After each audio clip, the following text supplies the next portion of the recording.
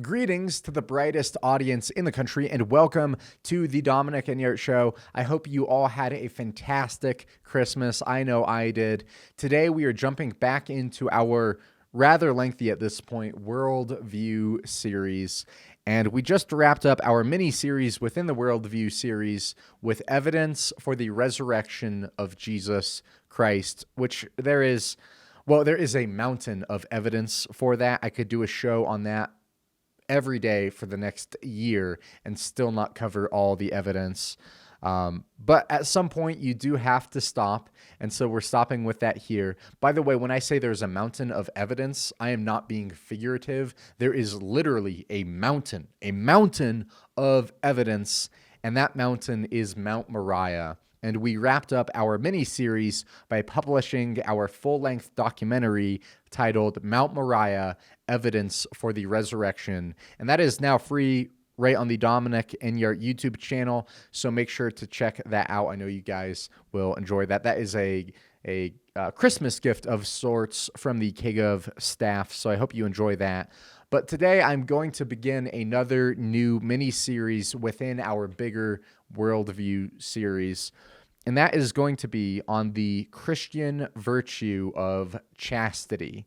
Now, I did a show series on this back in March, and that was before we were on YouTube, and so we're redoing this series covering some of the same material, but we're going to be filming it this time, which is a lot of fun. If you feel that you still want more after we are done here, make sure to go back and check those out. We will link to those in the show description, both today and the upcoming shows. And those past shows, they may have been more about how, as Christians, we should try to achieve chastity and the methods that we can employ to try to achieve chastity, which we will get to that a little bit here on this mini-series. But I'd like to primarily focus on what it is, what chastity is, what it's not, but then most importantly, why it should be practiced. And hopefully I can at least bridge the gap somewhat between Christians and non-Christians. If you are not a Christian, you might have asked yourself at one point, why are they so stuck up on this issue? And right, it just seems like Christians are just anti-fun. And so if you've ever thought along those lines, I think that this mini-series might show you why we are so passionate about this issue and perhaps correct some misassumptions you might have. And if I articulate my points well enough, I may instill in you some fears that I had when I first started to understand chastity. And so, first of all, to get things started, what is chastity? What is it? And essentially, chastity is the practice of avoiding sexual lust in all of its forms. And so sexual activity, it is only to be had in marriage with complete devotion, with complete faithfulness between one man and one woman, or else total abstinence. And now, needless to say, this is very unpopular, especially since we're in 2022. It's almost 2023, right around the corner. We are living in the sexual revolution. And right, our advertisements, they are largely sexual. The average child views pornography for the first time at 11 years old. That is horrifying. And that will be readily available for the rest of that child's life. Hookup culture, that is now the norm. New internet sites have been developed, which are designed specifically to help younger girls, right, in their late teens, early 20s, to enter the world of online prostitution. And it is now considered more shameful to disapprove of prostitution than it is to be a prostitute. There have been scientific and medical advances that have made STDs avoidable and in some cases treatable. Abortion, that makes disposing of unwanted children easy. Needless to say, the culture thinks that lust is fun, and it has tailored itself to allow for a free and sexual lifestyle. And so chastity, because of that, is countercultural. Chastity says, hey, no, that's not how things are supposed to be. Sex is supposed to be for marriage alone with complete devotion or else total abstinence. And so that is why chastity, it is a standard. It's not very popular. It's a standard, and it is a restriction placed on sex and placed on lust. And now, to a lot of non-Christians, that sounds really stuck up. It sounds really boring. And I think that there is an assumption made by non-Christians here that chastity is a Christian belief that says sex is bad. And that false assumption could not be further from the truth. Christianity is extremely pro-sex. The Bible starts off with two naked people in the garden, and the first command that is given to them by God is be fruitful and multiply. That's page 1. You don't even have to turn the page before getting to that. And so Christians, right, we think that sex was designed by God and that it is a glorious and powerful thing. But, here's the but, here is chastity. But if that power is misplaced, it can cause a lot of damage. So there's a popular analogy I'm going to steal here, that sex is like a fire. And that's, if you want a fire, say you want a fire in your house, you want a place for that fire to be. You want a fireplace, and you want that to be a safe place so that you can have it, so that it does not get out of control. And if it does get out of control, it's going to burn the entire house down and ruin your life. And so too with sex. Sex is a powerful force, and you need to have it in the proper context. And if you have it in the proper context, it's a great, wonderful, glorious, awesome thing. It is a gift from God, but outside of its proper context, it will ruin your entire life. But all in all, Christianity and the Bible, very pro-sex, very pro-body, very pro-sex. As I said, the first command in the Bible is, hey, you two, go have sex. That's the first command in the entire Bible. And so to say that the Bible is stuck up and anti-sex, it is a very uncharitable criticism.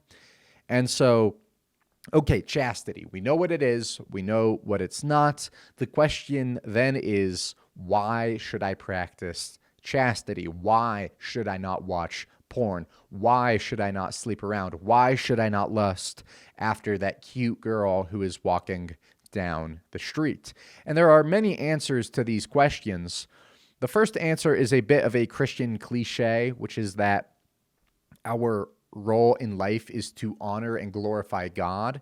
And we do that through obedience, and he commands us to act in a certain way. And so that is why we should practice chastity, because God commands that. Now, while I think that answer is true, and that is the primary main reason we should be chaste, I don't think that answer will help to bridge the gap between a non-Christian and myself. And so what I would like to do is go through some of the reasons I think why God wants us to be chaste, why God wants us to not watch porn and sleep around and, lust after whoever. What are his reasons? And I think this should help at least the average non-Christian, and perhaps maybe even some Christians, to better understand why it is that God wants us to be chaste, why Christians think that this is so important. And see, as Christians, we do not think, oh, hey, let's do something stupid, something that doesn't make sense, something that's irrational and illogical just because God says to do it. That's not how the Christian mind works. Rather, we think, hey, God is telling us to do this thing, and perhaps, we don't fully understand it. It doesn't really make sense to us, but we trust him, and so we think he must have a good reason for it. And so let's go ahead and start by obeying him. Let's start by saying he probably has a good reason for it. And then as we are obeying him, as we are doing that step 1, then we can try to figure out his reasons for, telling us this is how you should live. And that's what I want to do here. I want to figure out why he tells us to be chaste.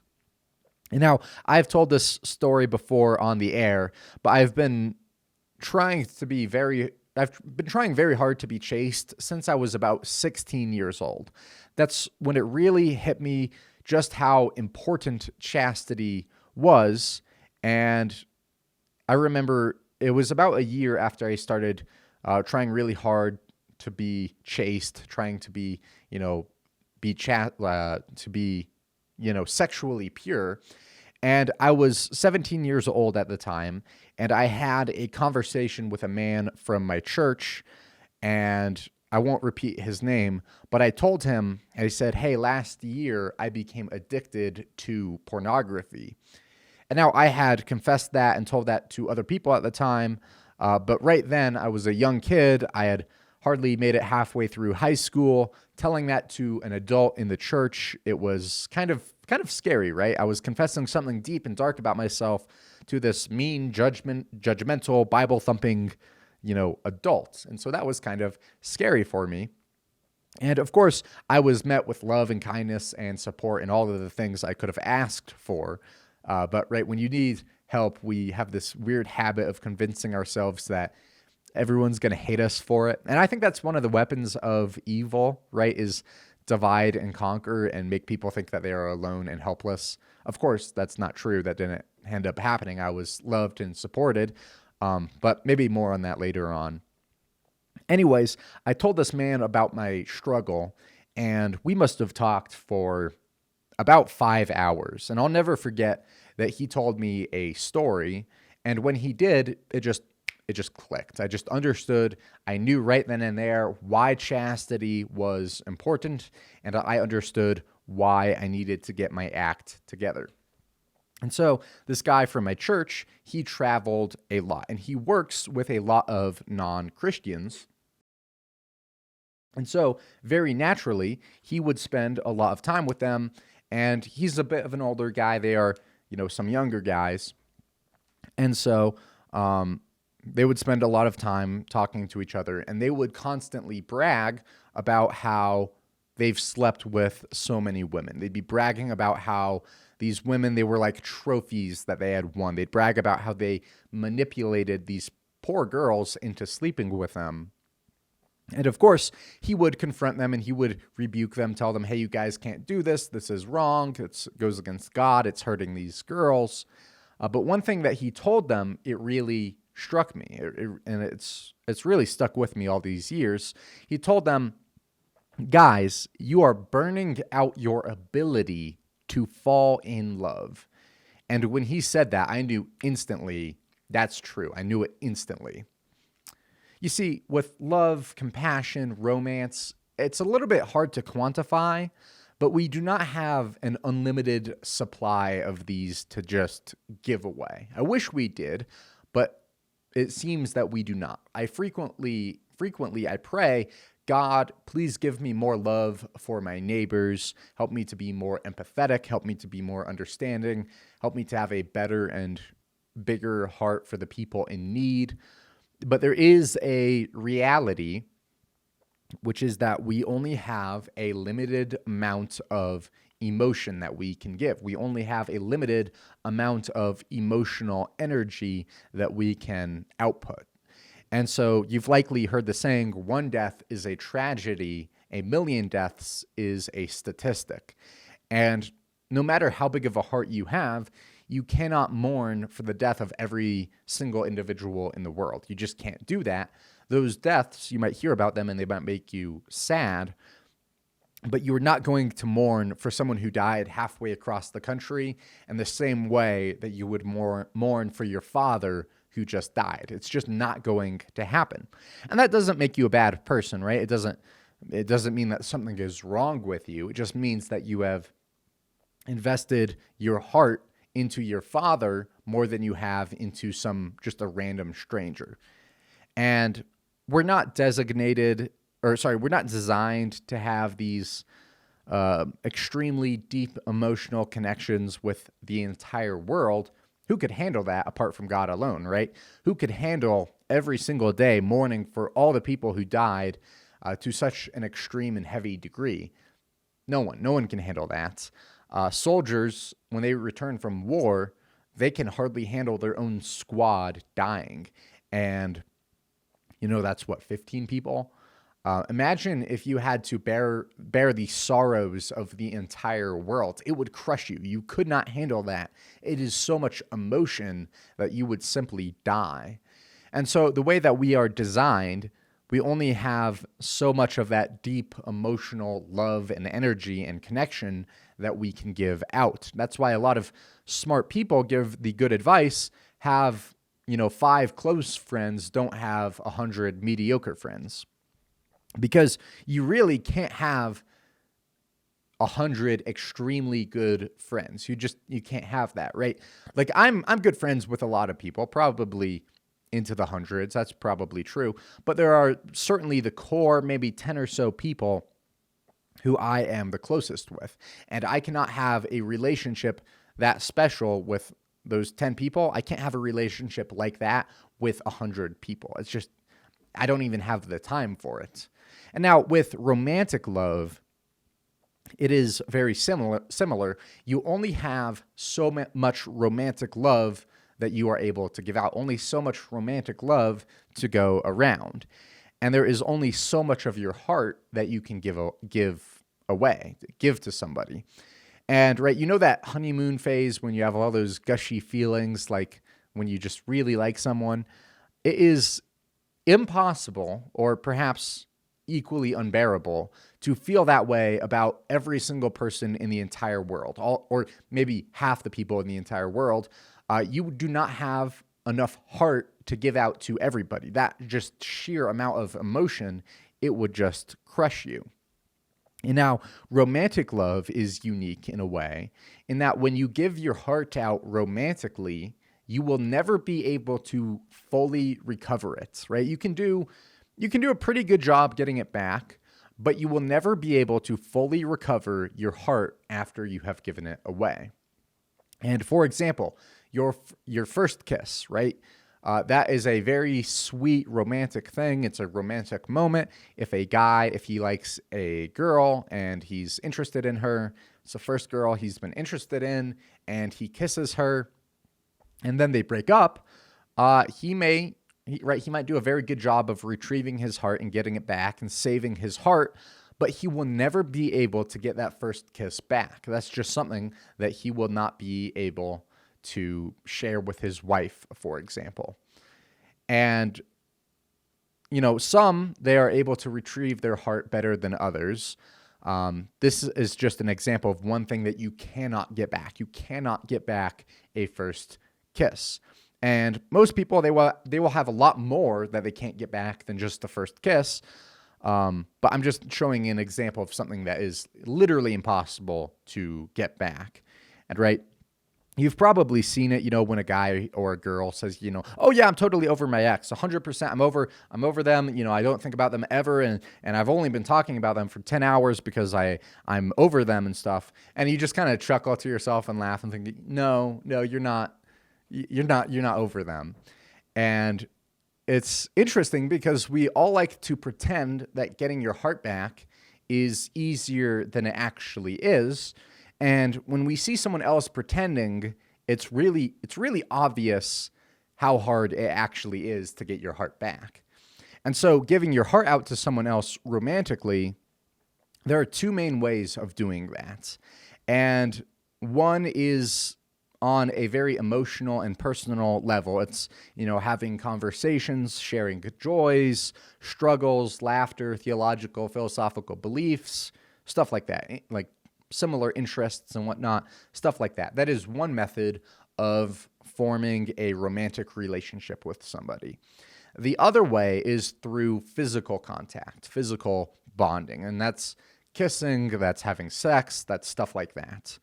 And if you've ever kissed someone or had a relationship with someone or even had a crush on someone, have you ever noticed that the more people it is that you have a crush on or a relationship with or what have you, the less and less severe the emotions are each time? And so I don't mean to say that you can't have a special relationship with your wife if you happen to have a crush on, a different girl before you got married. But there is something so intense and powerful about having a crush on, say, a girl when you are 15 years old. Adults, they often make the mistake of thinking young kids are silly and they don't really have these emotions and they're just being drama queens. And it's like, that's exactly wrong. That's exactly wrong.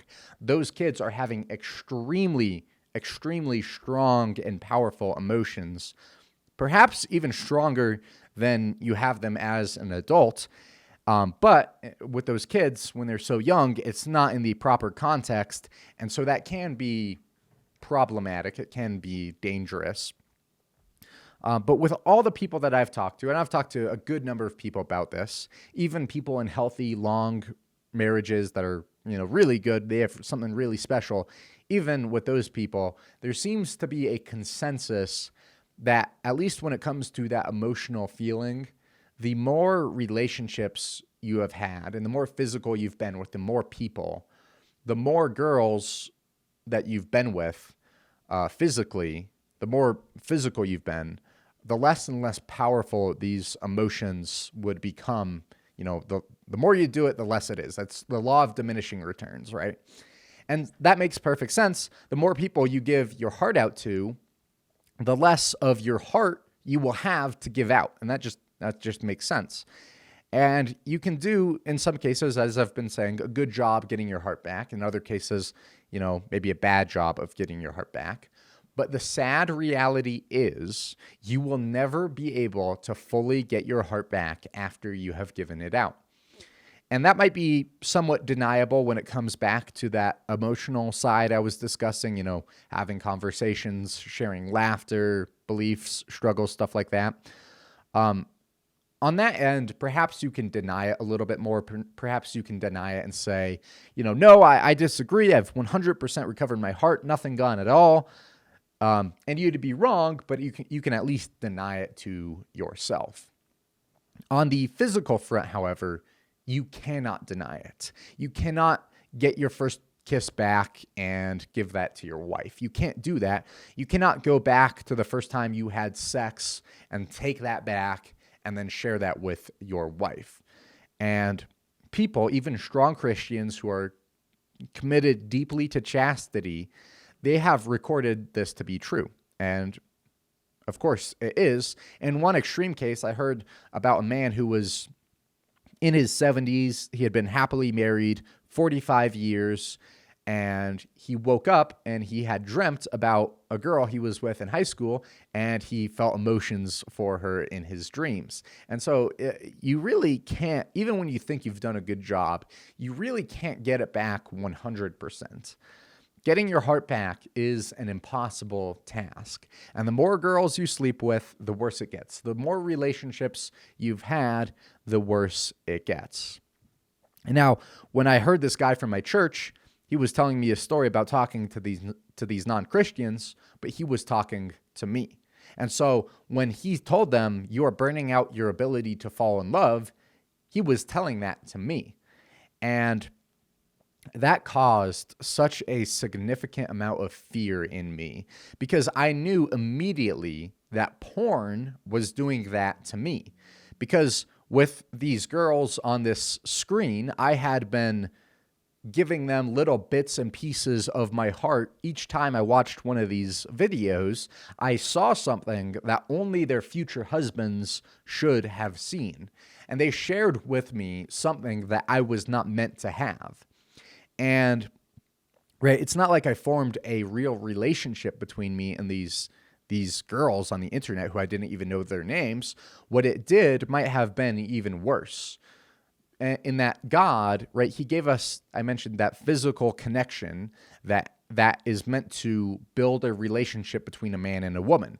And that is a method that God designed and that he gave us. And it is a way of creating this romantic growth. And I was simulating that method. I was initiating that method without all of the proper ingredients, right? That's the two shall become one flesh. I only had the one flesh, but I was trying to simulate that method without someone else on the other end. And so I was taking that method, using it left and right. And when you do that, it slowly burns out how effective that method is. It slowly breaks that method. And in other words, it slowly burns out your ability to fall in love. And so by me watching pornography, I was taking this gift that God had given me, this wonderful method of bonding, and I was using it prematurely. I was destroying it and ruining it. And I have no doubt that that will hurt whoever my future spouse may be. That's going to hurt her, right? I have tried to get away from that as much as possible. I pray, God, please help me with this. Please help me to recover my heart. Please help me to grow my heart and heal it. Please keep me from returning to that. And I praise God because I think he does help with that. But even still, I think that what I have done will hurt my future spouse, right? To some degree, we will not be able to have what we otherwise would have had. And I wish that it didn't. I wish that were not the case. I wish that I had not been evil and sought after that fleeting temptation, but I did. And that is the reality that I have to live with. And so these sexual encounters I've had with these random women online, I won't be able to share those first times with my wife. I'll have to look her in the eye and tell her it was some random stranger on the internet who I don't even know her name. That was, that's whatever. And that's going to hurt my future spouse. And I wish that I could pretend otherwise. I suppose I can pretend, but I know that when you lie and pretend about these things, it's only going to make them worse. And you cannot beat a sin by pretending it's less powerful than it actually is. But so I acknowledge my sin. I acknowledge and I recognize the damage that it has caused and that it will cause. I repent of that. I'm sorry for that. I pray that God can help me to recover, but I will not pretend that the consequences do not exist. I will not pretend that I have not hurt others. And it's hard, right? That feels bad. It feels bad to eat humble pie. But right. If there is a girl who I see, I meet her, and I think, hey, maybe I'll marry this person, I know that I've already hurt that person. Something I did when I was 16 years old has hurt that person. And it can be easy to pretend, what's done is done. It's not going to have any consequences. You don't have to tell anyone. And You can pretend that, but it's all going to come crashing down if you do, because lies just have a way of being exposed. Truth has a way of winning out. And so what you kind of have to do is you kind of just have to man up and face what you've done and take ownership of it. And hey, maybe someday some girl will not want to marry me because of that. They'll say, hey, you had this addiction and I'm not going to marry you because of that, because that will hurt me. And that would be a really big consequence. I'd be very sad if that would happen, but I can't even get mad at someone who would say that, because that person is right. Of course, that is a reasonable thing for that person to do. But I have to recognize that my sin has consequences. And I can't pretend otherwise. And if someone ever says that to me, I have to recognize this is my own doing. I have brought this upon myself. And so the question is, from this point, is, well, what do I do from this point on? What do I do from here? And I can't go back to when I was 16 and fix this whole thing. I can't go back and unwatch all of that. I can't do that. So what can I do? I can say, hey, I am not going to make this problem worse. I'm going to fix things from this point onward. I'm going to stop digging this hole that I'm inside of, and I'm going to become chaste from this point onwards. I'm going to risk seeming like this stuck-up, boring Christian who hates fun, because if I get married, I do not want to hurt my wife any more than I already have, right? And there's that saying, the best time to plant a tree is 10 years ago. The second best time to plant a tree is right now. I'm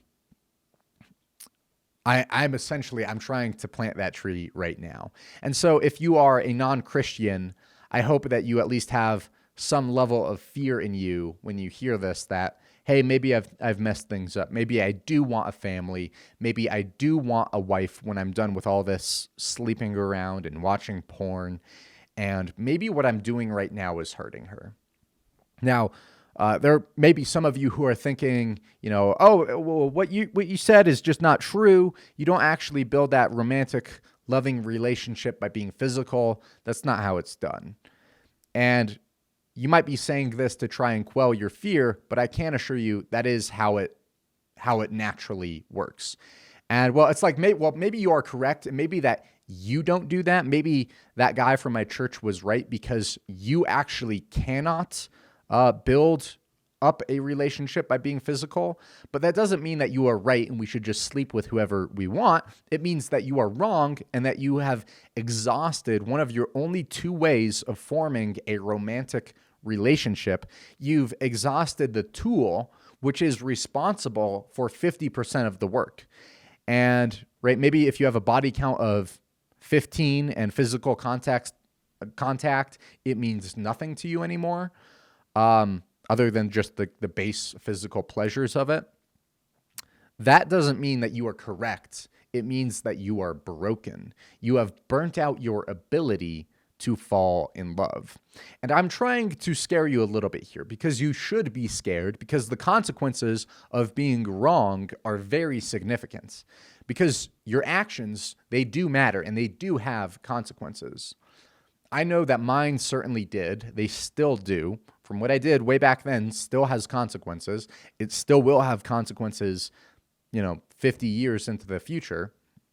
But I want to face my consequences. I want to take a responsibility, because that is the best way to begin the healing process. And I know that the Lord has redeemed me, and so I don't live in constant guilt, and I know that He can do the same for you. But remember that God does not save us from the consequences of our sin. He saves us from our sin. And so notice the difference there. And so the consequences, they will be there, especially some more physical ones, right? You get an STD, that's not just going to go away just because you become a Christian or something. The consequences don't just go away overnight because you become a Christian. But you can be saved from your sin. So not the consequences of your sin, but from your sin. And so maybe a little bit now you're slowly beginning to understand why Christians take chastity so seriously. It is because people get hurt. And being sexually immoral, it just has this way of just really ruining everything for everyone on every side, hurting everybody, both spouses, parents, children, everything alike. Everybody gets hurt from sexual immorality. And this is just one little way of that. And I'm about out of time here, but let me leave you with two last thoughts. I had this conversation with a brand new Christian guy. He was learning about Christianity, and he was saying, right, well, I agree that you can only give your heart out to so many people, and there's definitely a limit on that. I recognize that. But surely the limit isn't just one person. Maybe I can have 3 or 4 really close relationships over the course of my life, and I think I would like that. And we've already covered the problem with that. Every consecutive relationship you have, the more of them you have, it further burns out that ability to fall in love. And so say you have a 5-year relationship in your late teens, 15 to 20, and then you have one in your late 20s, and then one in your late 30s. And then finally at 40, you get married to a different woman and you stay with her for the rest of your life. The lady that you are with for the longest amount of time is going to be the one who you share the fewest firsts with. And so she's not your first kiss. She's not your second. She's not even your third, but your 4th kiss. And so out of all of them, out of all the girls who you had the potential of being the closest with, you are spending the most amount of time in your life with the one who you can connect to the least. And see, God, He designed marriage. He is a very good designer, he's an incredible designer, actually. And he designed sex so that it would be in marriage and in its fullest form, you would share this absolutely incredible, unparalleled bond with one person. And it's built to be this incredible, indescribable union between one man and one woman. And it's meant to be built up over the course of a lifetime. But the more people that you throw into that plan, the more people that you try to add into God's framework, the less and less it is going to work for you. And so you might really want to have sex right here in the here and now and think that your desire for sex is just so strong that you can't resist it. By the way, real quick side note, the desire for sex is not necessarily sinful. God designed us with a strong sex drive intentionally. But you might be saying to yourself that your desire for sex is just too strong and that you can't wait until marriage, which we'll talk about in future shows. But in reality, it is the exact opposite. It's not that your desire for sex is too strong and so you need to do it now. It's that your desire for sex is too weak. Your desire for sex is so weak that you are willing to settle for a cheap substitute of the real thing. And so sex in marriage with all of its strings attached, that is the most beautiful form of sex. That is how it was designed to be. That is the original plan. And that is the real thing that you should have a desire for. But your desire is not strong enough for that, and you are settling for a cheap substitute of, hookup culture, pornography, and just, being with any woman who's willing to be with you. That is a cheap substitute for the real thing. Instead, we should have a stronger desire for the real thing, wait for the real thing, and we should be willing to say, no, I'm not going to settle. I am going to wait until I have the actual thing. And we should be willing to obey Christ, follow his plan, trust in his plan, know that he designed it. He knows how it works better than we do. And when we do follow him, when we do trust him, I can give you a, no holds barred, money back guarantee that his plan will work out a million times better than anything that you have thought of. And so we are out of time. In future shows, in this series, I plan on I hope to get into more reasons why chastity is so crucial to practice. But hopefully this just gives you a little taste into why Christians take this so seriously. If you are not chaste before marriage, it's going to hurt your future spouse and hinder your ability to fall in love. It's a sad yet unavoidable reality. Hey, more to come. May the Lord bless you and may he make his face to shine upon you. I am Dominic Enyart. Make sure to like, subscribe, and comment for more. I will see you guys tomorrow. Hey, may God bless you guys. Do right.